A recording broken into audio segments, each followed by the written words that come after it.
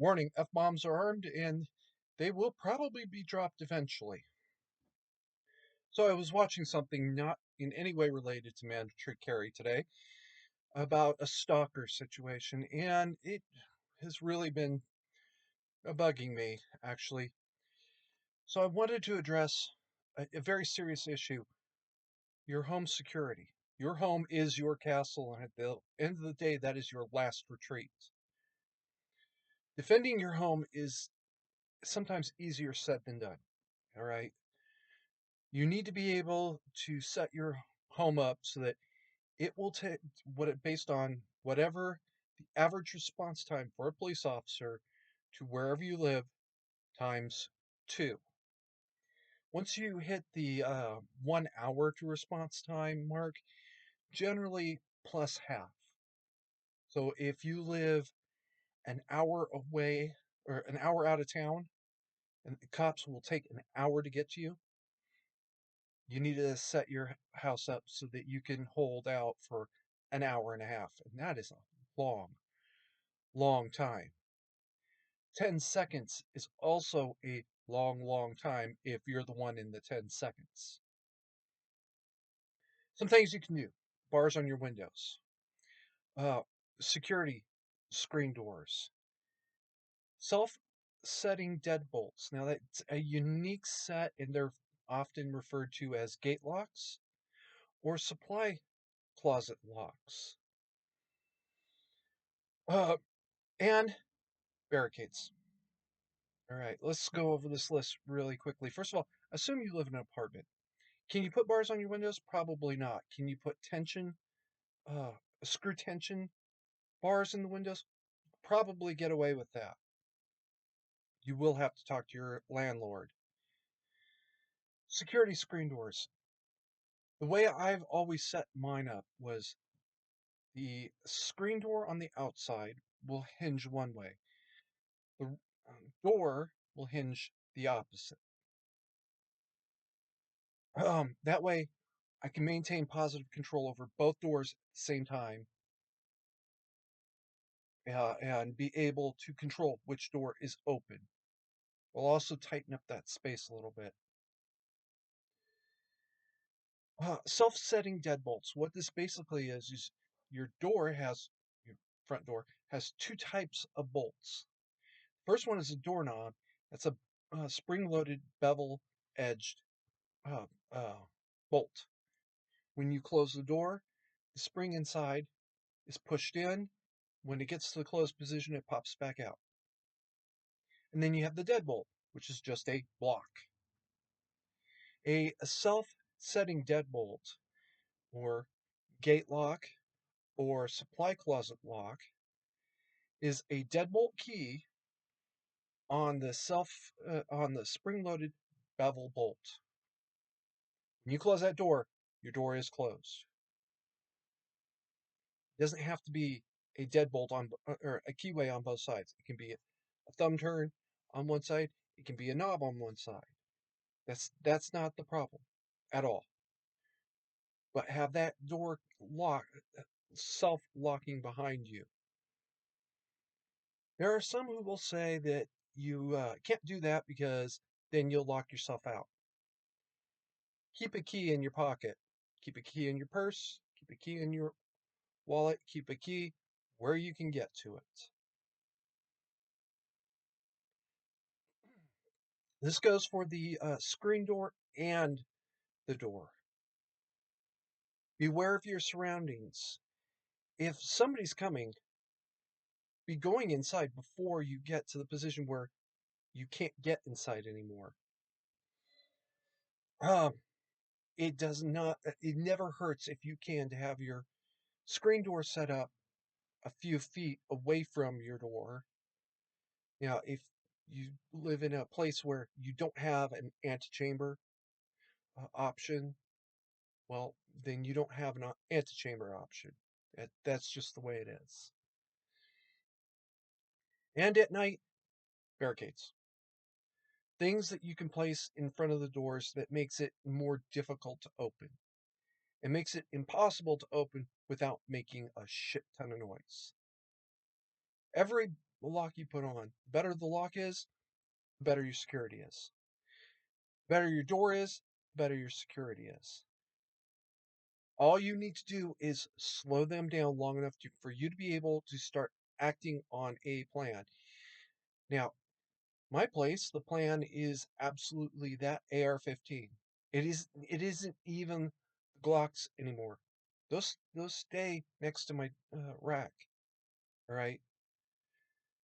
There's also millions of dollars worth of inventory and equipment on the other side of my apartment, which is exactly the reason why it is where it is.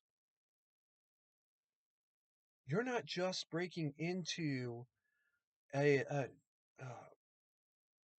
commercial or an industrial facility. You're also breaking into my house. There's that raises the standards a whole lot. And that is the reason we set it up the way we did. Um, so yeah, I mean from there that AR is absolutely justified. Be aware of your surroundings. Cameras are never bad. And have your cameras set up so that they cover each other's approach areas. Right? They don't have to be looking at each other because they may not actually do any good that way. But if you have them set up so that they can see when somebody's approaching the camera, then nobody can sneak up on your cameras and try to disable them.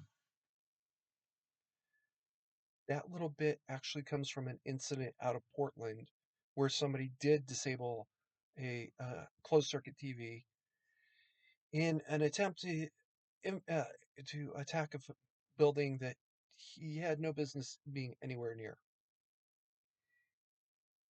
Know the layout of your house down to the square inch. You can find any place in your house on your knees, crawling on your knees backwards, and just one step above passed out drunk. Know it that well. That comes with time, and you will get there very quickly.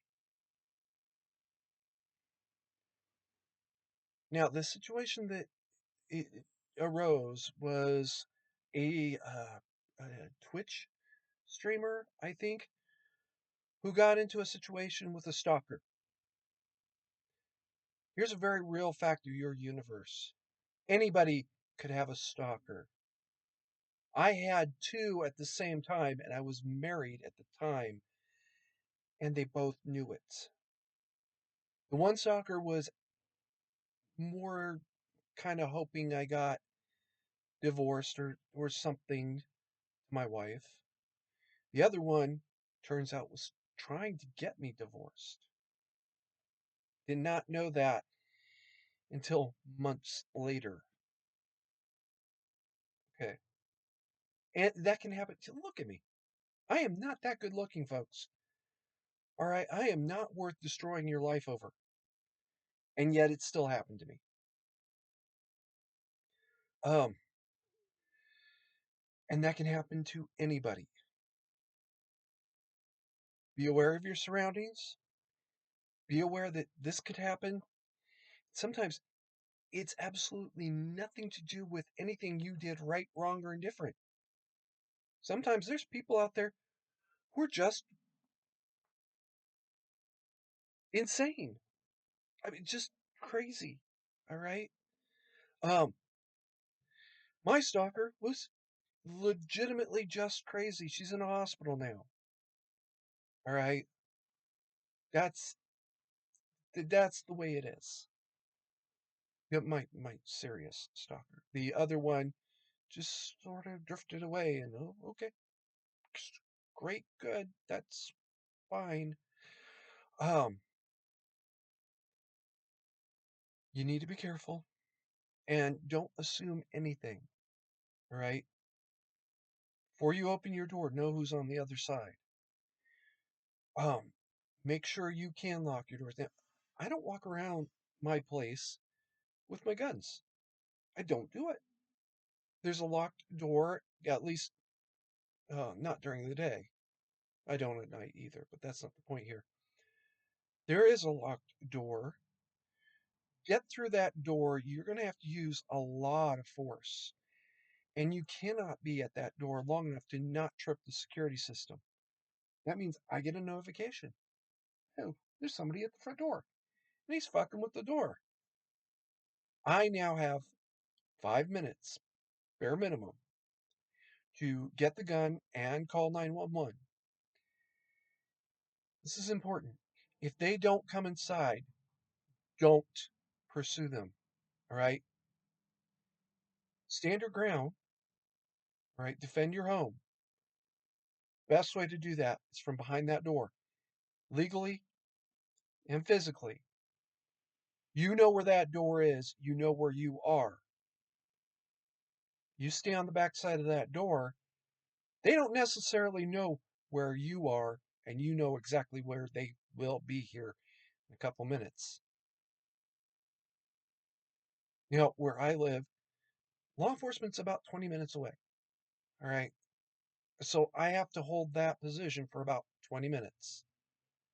That's a whole lot easier when I know 5 minutes is already taken care of. All right.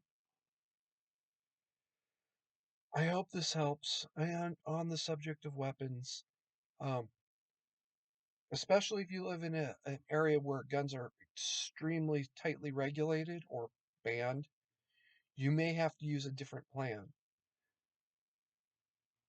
I've actually seen police reports of chairs being used as weapons during home invasion robberies. And that was actually the suspect. Yeah, yeah.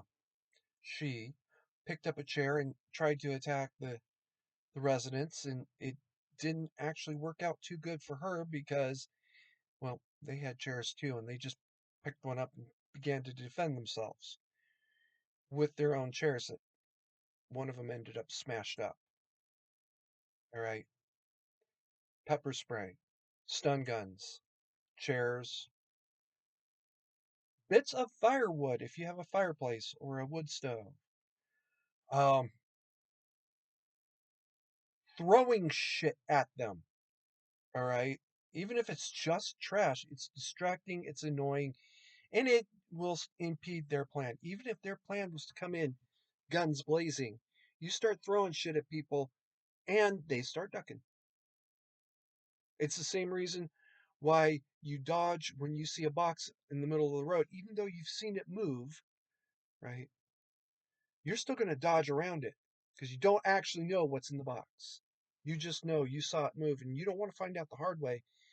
Yeah, it moved, but it'll still tear your underside apart or wreck you. You don't want to find that out the hard way. They don't want to find out the hard way that that bag of trash was just a whole lot of paper and air.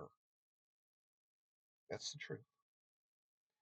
This little guy here, you don't know if he's filled with stuffing or lead. Hey, bud, you got any lead in you? Hmm, great question, huh? The answer happens to be no, but you don't know that until it actually hits you, do you? All right, I hope this has proven helpful. Um, be careful, right? Be aware, and good luck. Keep calm and mandatory carry on.